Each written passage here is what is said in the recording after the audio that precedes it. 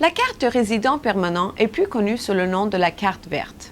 La carte verte permet à une personne de vivre et de travailler à titre permanent aux États-Unis.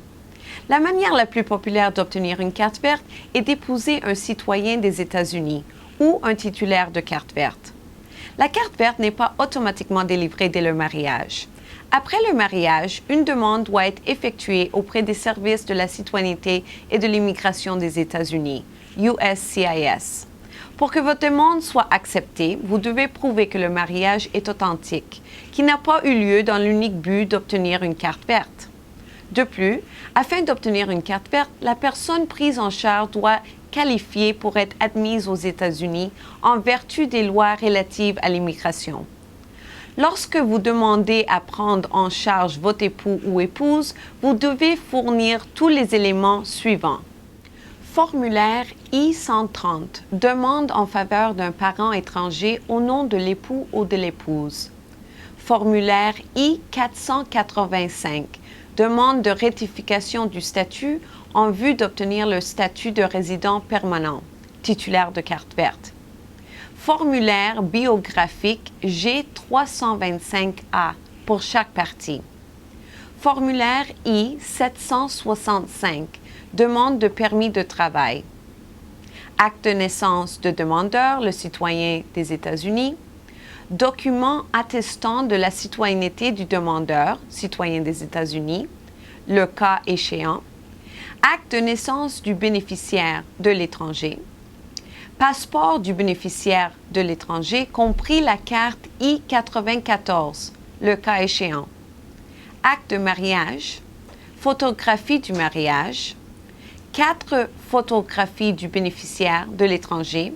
Une photo couleur de style passeport vous représentant et une photo couleur de style passeport représentant votre mari ou votre femme, prise dans les 30 jours suivant la date de cette demande. Les photos doivent présenter un fond blanc, être imprimées sur le papier brillant et ne doivent pas être retouchées ni montées. L'image du visage doit mesurer environ 2,5 cm du menton au sommet de la tête. À l'aide d'un crayon ou d'un crayon feutre, écrivez délicatement le nom et le numéro d'enregistrement de résident étranger, si vous le connaissez, au dos de chaque photographie. 2 photographies du demandeur, citoyen des États-Unis, une photo couleur de style passeport vous représentant et une photo couleur de style passeport représentant votre mari ou votre femme, prise dans les 30 jours suivant la date de cette demande.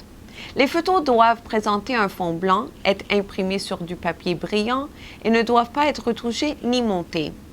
L'image du visage doit mesurer environ 2,5 cm du menton au sommet de la tête. À l'aide d'un crayon ou d'un crayon feutre, écrivez délicatement le nom et le numéro d'enregistrement de résident étranger, si vous le connaissez, au dos de chaque photographie. Acte de divorce de chaque époux, les cas échéants. Acte de naissance de chaque enfant appartenant à chaque partie, le cas échéant. Document antérieur de USCIS.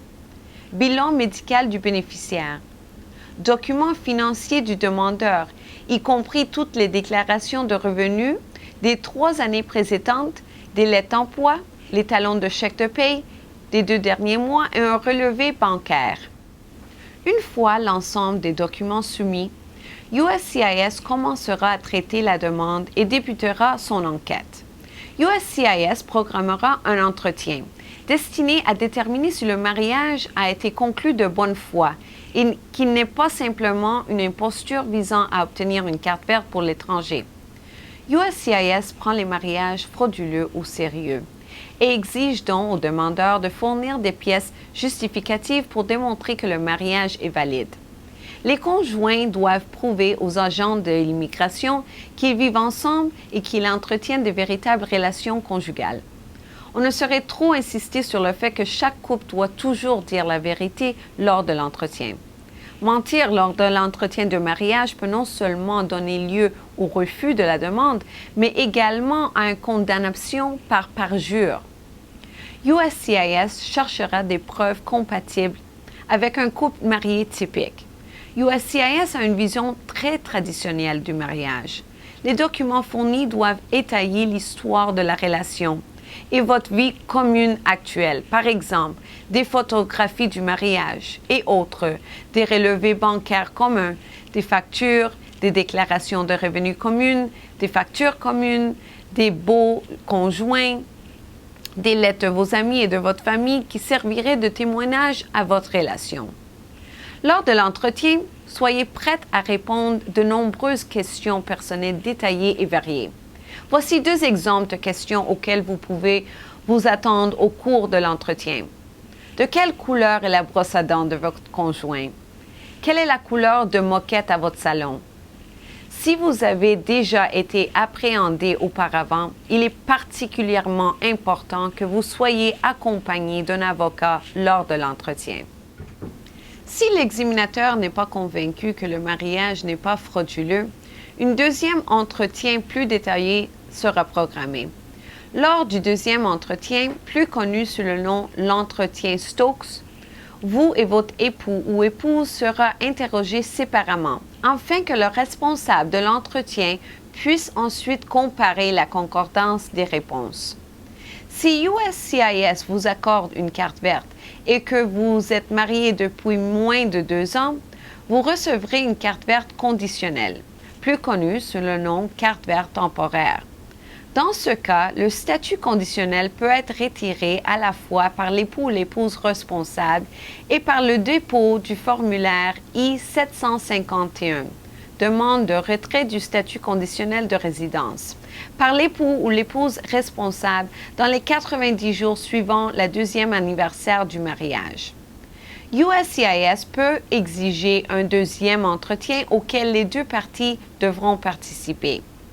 Bien que l'époux ou l'épouse prise en charge ait besoin de la coopération de l'époux ou l'épouse responsable pour sa carte verte temporaire se transforme en carte verte permanente, une situation fait l'exception à la règle. Si l'époux ou l'épouse prise en charge est victime de sévices de la part de l'époux ou l'épouse responsable et a étamé une procédure de divorce en raison de ces abus, l'époux ou l'épouse prise en charge peut poursuivre la procédure sans l'époux ou l'épouse responsable en vertu de l'exception époux ou épouse maltraité. Une fois le statut conditionnel retiré, l'époux ou l'épouse prise en charge obtiendra une carte verte et aura droit à la citoyenneté des États-Unis après 3 ans de mariage ou 4 ans et 9 mois sans être marié. Si vous voulez plus d'informations, s'il vous plaît, appelez-nous pour une consultation gratuite.